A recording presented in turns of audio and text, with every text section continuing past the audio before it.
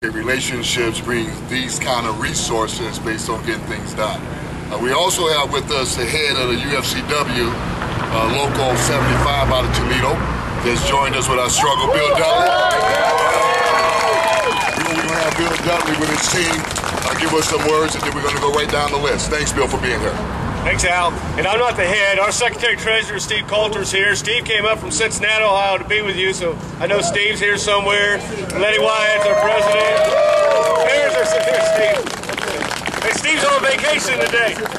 Hey, Steve. Steve's on vacation today and joined us. So listen, I'll be brief. You know, I met Al about 20 years ago. It's been that long. And I never would have thought at that time that I would be working with Al in a fight, you know, with Red Cross. You know, I just didn't understand it until about 3 years ago when I went to Toledo and started working with our brothers and sisters there. And, you know, that tainted with greed sure says it. You know, it's a shame that Red Cross puts, you know, their profits above people. And as I go around Toledo and talk to folks about what's going on, they just can't believe it.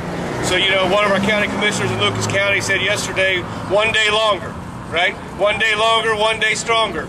And I'd like to invite you all to come to Toledo on May 1st. Working with Al, we want to put on a May Day event. May Day is internationally known as the Workers' Day. And we want to bring the Teamster Big Rig in, park it in front of One Government Center, where yesterday the county commissioners of Lucas County passed a resolution supporting your strike. City commissioners in Lucas County yesterday fighting against the teabagger guy on county commission. They said they're going to vote on the 24th, that they're going to support a resolution supporting your strike. So we're trying to make things move, but we want you all to come to Toledo. We're going to park the big rig out there.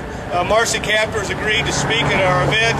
Other folks will be there, but we're saying Cleveland, come to Toledo. Our brothers and sisters in Lansing, come to Toledo, and let's show a united front so we can win this fight and we can win what's right for you all and your families. And we appreciate everything you're doing. And give it up for UFCW 75 for cutting across. Our members are awesome. Your members are awesome. 580's awesome. We'll win this fight. All right. Doggone, Bill. 20 years, huh? Wow. You haven't aged just started yesterday. Hey, Steve. Again, just so we understand procedures.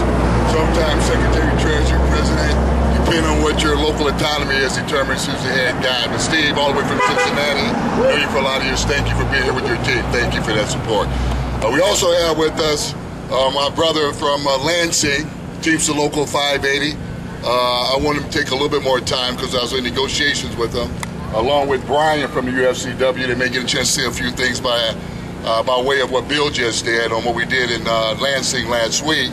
And our brother, Mike Parker, based on joining us with this struggle, brings a lot of integrity. And his members are out. They went to Detroit at the lab, but I'm going to let Mike tell you exactly where we are. Brother Mike Parker.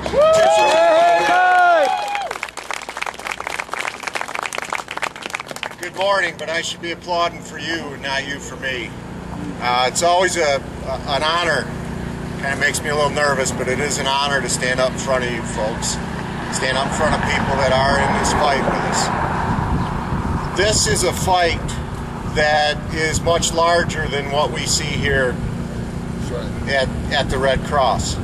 This is a fight that we're in, that we're on the front lines of, and it's not just a cliche, it's a war on working men and women in this country. I had the displeasure, I guess I'll call it, of sitting at the bargaining table with some of the people that represent that greed this last week. Al was there, Brian was there from the UFCW, Lance Rhines from the OPIU unit in Lansing was also there at the table with us along with our teams. These people basically have no soul. They don't care whether or not your children can afford health, you can have health care for your kids. They don't care whether it comes down to paying your rent or paying your health care. They don't care that we make on average $40,000 to $45,000 a year and we're going to have to turn around and give over half of that back for health care. They just don't care. Yet.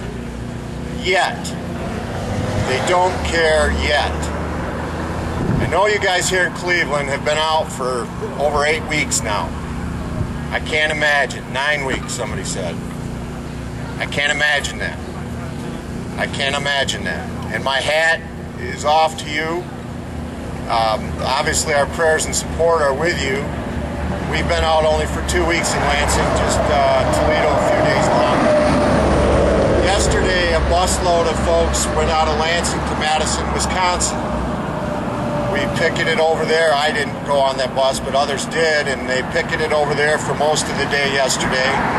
They had a lot of support, both from inside the building with the union members, as well as the public outside the building in those interactions.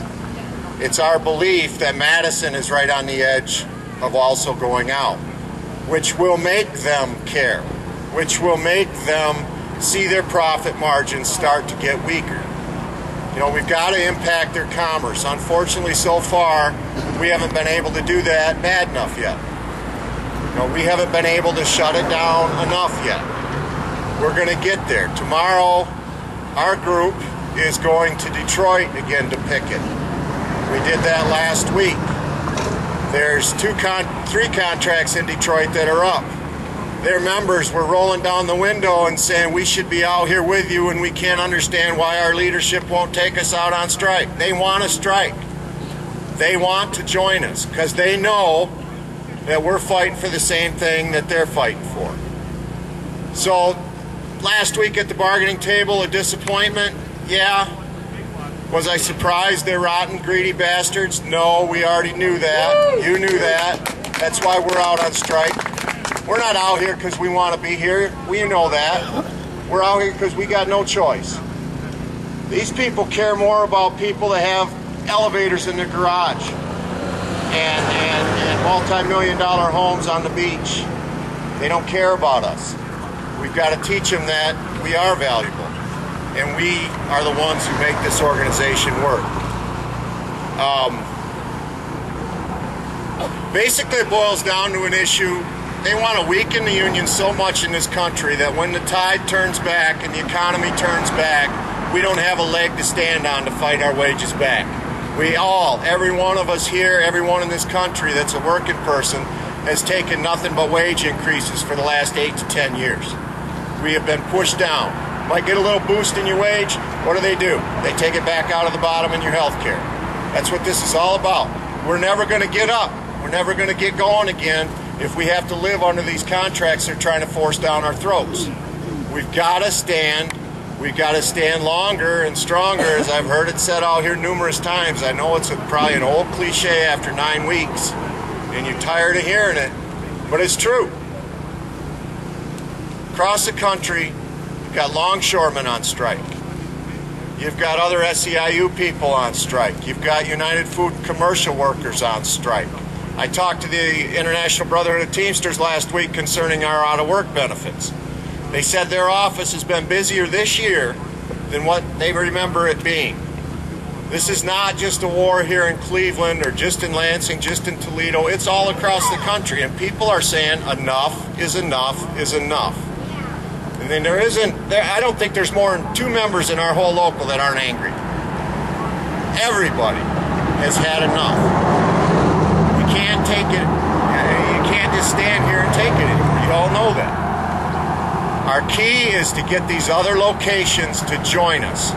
We need to tip 1 or 2 more. If we can get Detroit, if we can get Madison, if we can get Columbus, we can win this thing. But we need to tip another couple of those over, and we have plans on how to do that.